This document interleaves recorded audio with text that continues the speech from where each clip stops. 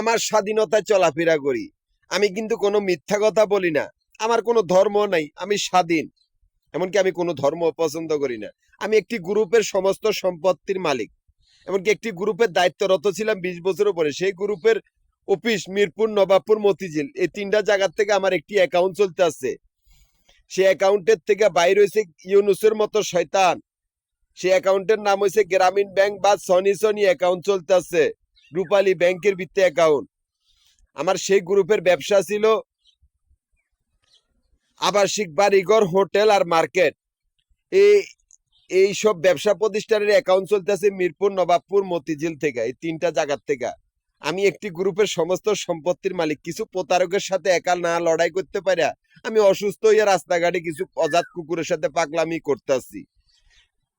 আমার এসব কথা সম্পর্কে যদি কেউ উল্টাপাল্টা কথা বলে তাদের মৃত্যু হবে কুত্তার মতো। আমি কিন্তু মিথ্যা কথা বলি না, আমি উল্টাপাল্টা কথা কারো পছন্দ করি না।